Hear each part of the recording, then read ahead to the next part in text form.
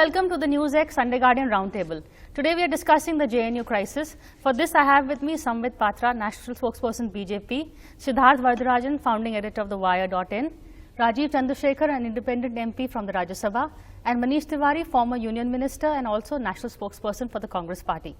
Sambit, can I begin with you? You know, this whole crisis, while no one really wants to take the side of anti-national elements, there is a case that is being made that the government is acting very strongly against some students from the JNU, as opposed to, you're in bed with the PDP also, which also has made these very pro-Afzal Guru statements. So how do you explain both the situation? Priya, you rightly began by saying that no one wants to stand with the anti-nationalist elements within the campus of JNU. And that's what this government is doing. Not at all. That's what this government is doing. As far as JNU as an institute, as a university is concerned, this government respects the independence of JNU. This government respects JNU as such. And the fringe within the JNU, which you rightly pointed out was the anti-nationalist element, is the one which has been targeted. It should be targeted if there is succession. But have you got the right guy? Because there's also the other story which, did Kanhaiya say all that is being attributed to? Definitely. I mean, you have a question. That's what I'm replying to. I mean, of this fringe element within JNU which raised anti-India slogans to the effect of Pakistan Zindabad, Hindustan ke hazar tukde honge, inshallah, inshallah, Azadi for Kashmir. The question whether Kanhaiya was the right guy or not is definitely in front of the court. If Kanhaiya would have been the wrong guy, then I'm sure the learned judge would have in fact come down heavily upon the police and would have not sent Kanhaiya to a judicial custody and thereafter to jail in Tihar. Almost for 20 long days now Kanhaiya is in jail. That means there must have been certain evidences to the effect that the judge felt so. So let me not comment upon the wisdom of the judges. I would say law is taking its own course and it is within the permissible limit of the state to act against all those who support secession and sedition. Manish, I'll let you take him on. No, I think it's a flawed argument. And the argument is flawed for the simple reason that statements against the country are obviously undesirable. But do they constitute criminality, or do they constitute sedition? The answer is a no. Sedition means an act which leads to either the incitement of violence or the subversion of the state.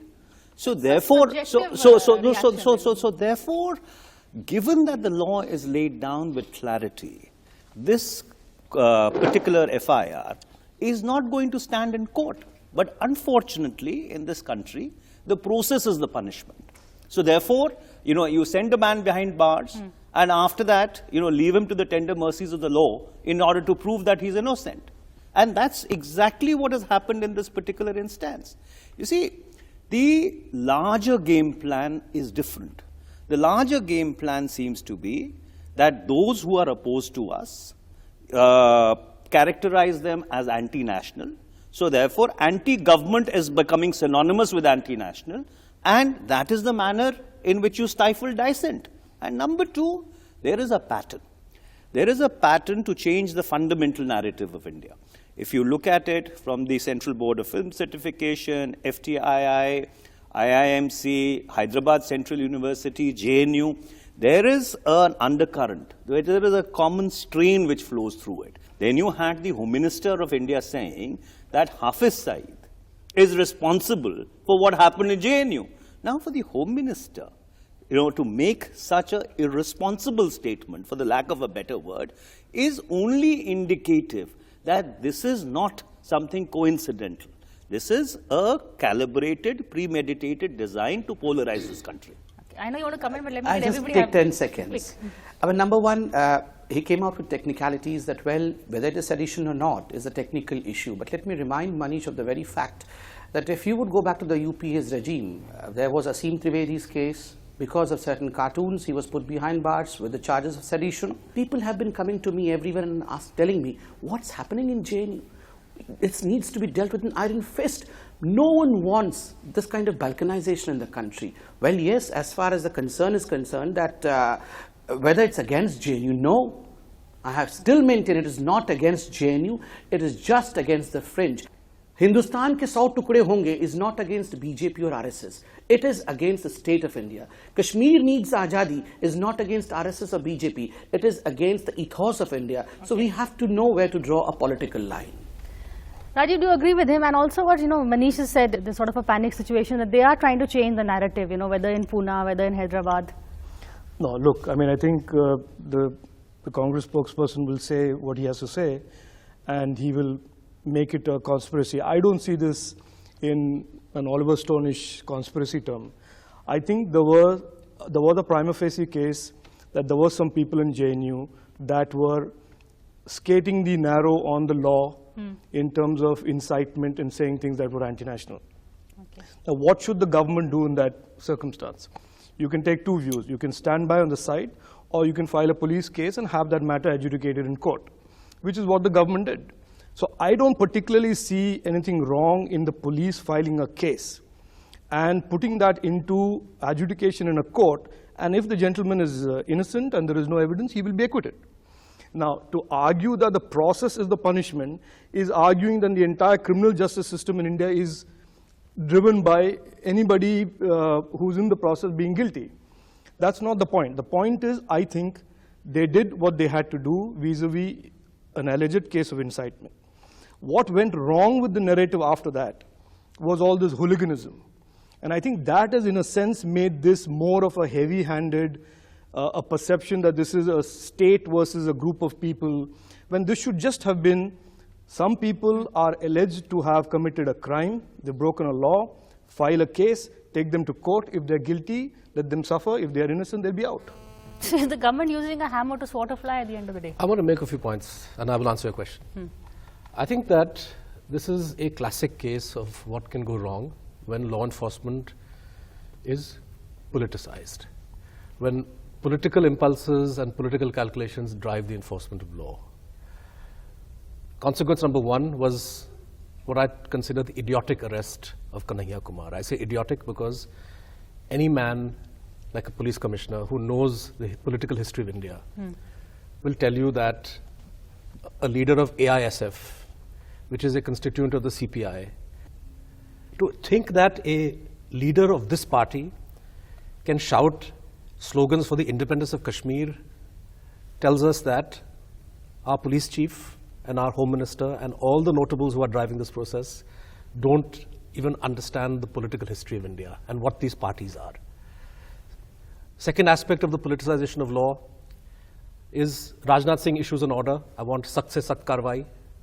I want results. And the police then, in a completely cloddish manner, goes after this brilliant young boy. I think very quickly, very soon, people in India are going to realize this is a young man that the country should be proud of. Because when you listen to his speech of 18 minutes on YouTube, there's not an iota of logic or argument that you could classify as anti-national. It's a stirring defense of the Constitution of India. But we also have him chanting that slogan. I'm sorry, he is not, there is no video of him chanting any separatist slogan. The police even today is writing to media houses desperately looking for information and video. Politicization of law enforcement also gets manifested in the actual seditious behavior. Because when we talk of sedition and anti-national activities, I ask you this. Some people shouting highly objectionable slogans, which is what happened in JNU. Everybody should condemn them. Nobody can support those slogans. And people who are seen repeatedly, visibly attacking the symbols of the Indian state, the courts, right? People are raising slogans in the Supreme Court. People 2 days in a row are barging into a magistrate's court in Patiala House in front of the judge, attacking the accused, attacking journalists, attacking teachers, right? Isn't that anti-national activity? Isn't that seditious activity? You're attacking the symbols of the state. You're attempting to overawe the process of law in this country. And you have the police commissioner saying, I can't identify who these guys are. There was a minor scuffle. And against Kanhaiya, for whom there's no evidence, actually, and you're fishing for evidence even now, 10 days after he's in custody.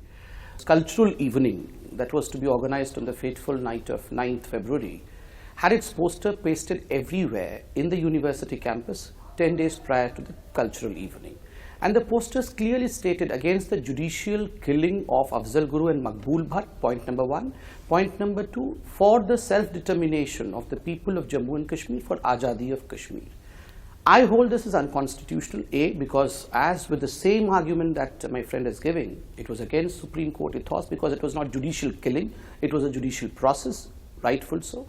And secondly, Azadi of Kashmir is succession. Even the fundamental, if you go by the constitution, you would find that it is succession.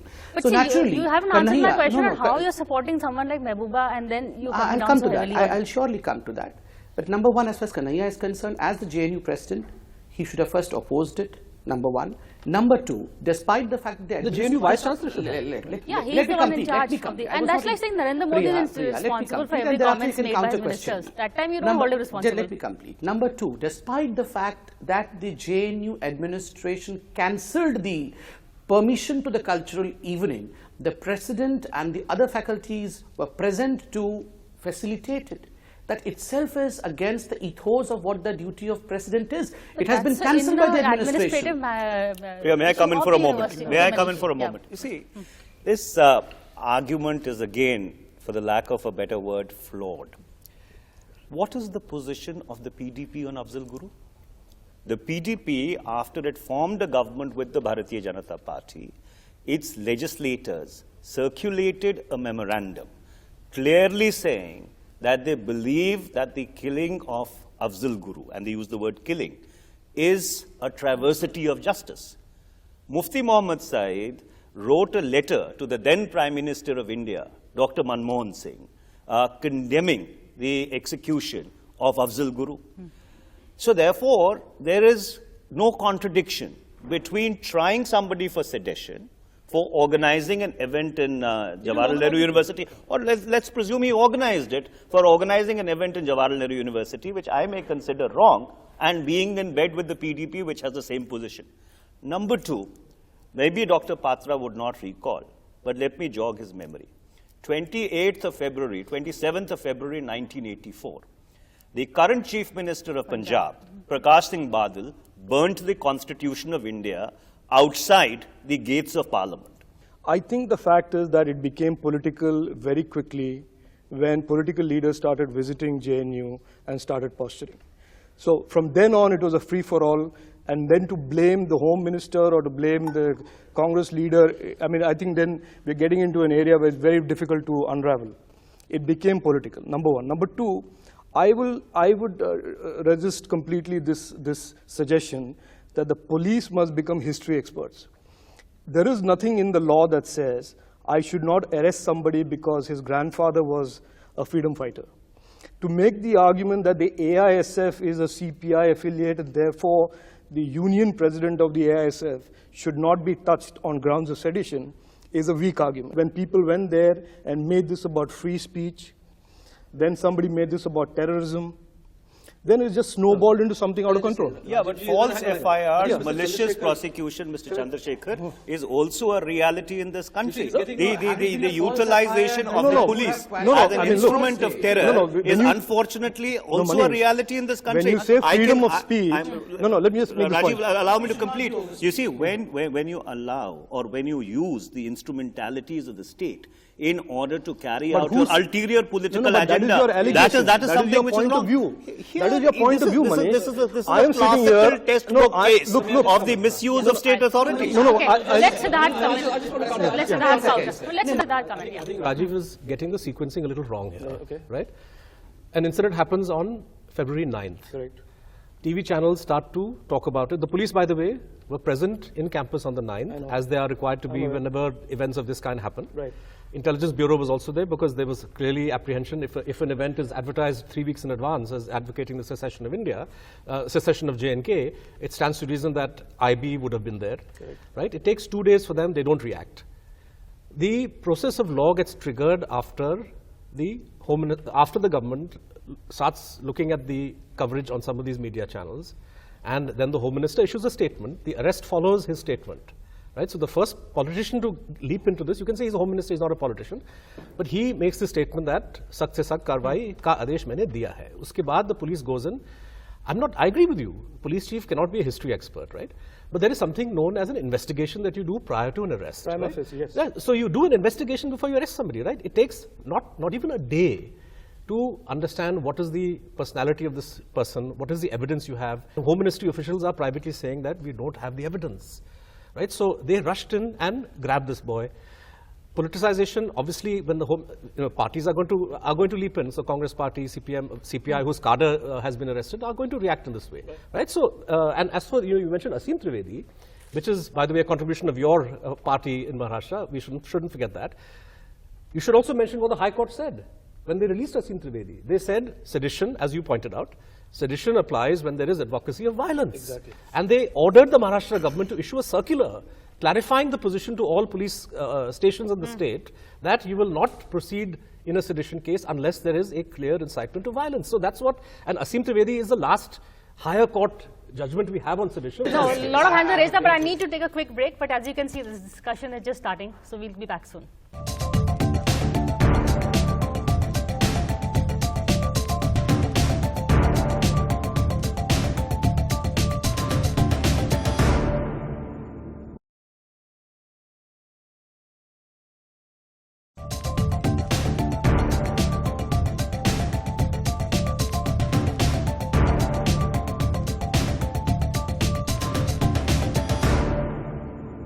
Welcome back to the NewsX Sunday Guardian Roundtable. We are discussing the JNU crisis. I think there are multiple narratives of what caused this thing to snowball. He has a point that he believes that the Home Minister directed the police to arrest him. Now, I have no reason to believe that. I have not seen any conclusive evidence that it was a directed effort by the government to arrest this gentleman. I would basically believe there is a case that has been filed against a gentleman. I have seen some video clips that are very objectionable to me as a person.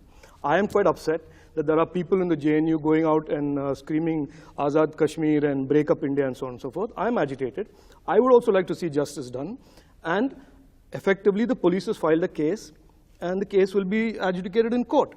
Yes, there is an argument that all the hooliganism that happened post that is absolutely unforgivable, and has to be addressed separately by people going to jail for that. Number one, I mean, the point that technicalities are involved, well, technicalities are involved. We are not experts in law. Let the courts deal with the technicalities. Let the police deal with the technicalities. But just for a moment, let's go back to what the people feel.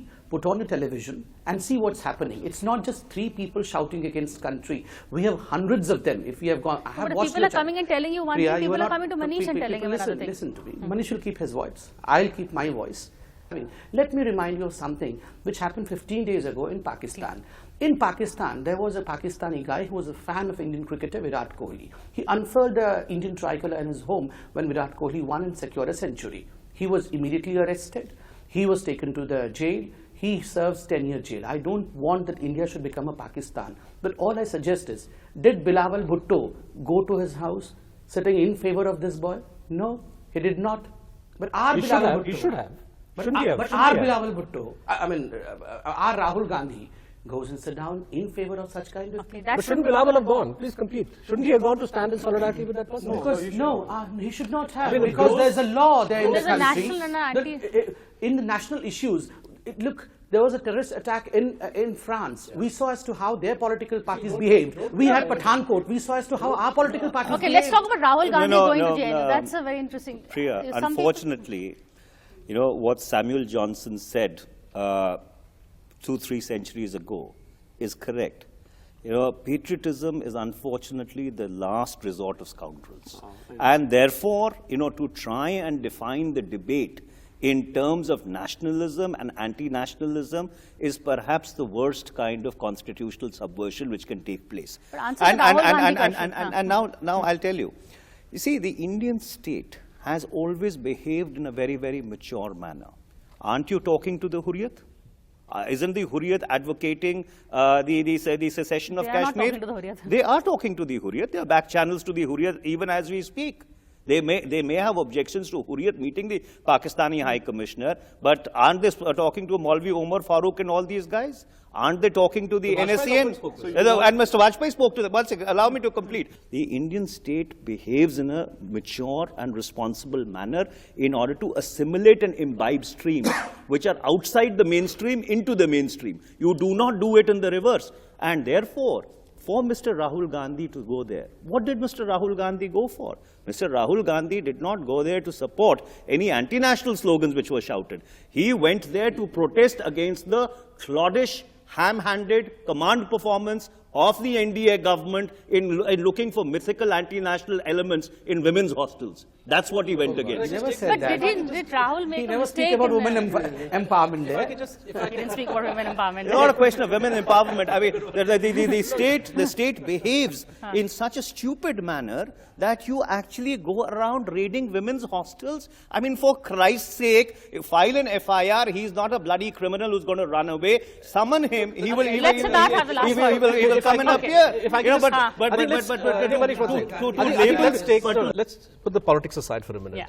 When a misguided advocate stood up in the court yesterday, in the Supreme Court, and shouted "Vande Mataram" and "Mera khoon kholta hai," what did the learned judge say? He says, "Mister, we are all nationalists here." Correct. Right? So this presumption that A is more nationalist than B and that they have the right to give certificates to others is a very wrong thing. Let us not do this in this country. Secondly, as Manish said, you have all kinds of misguided elements.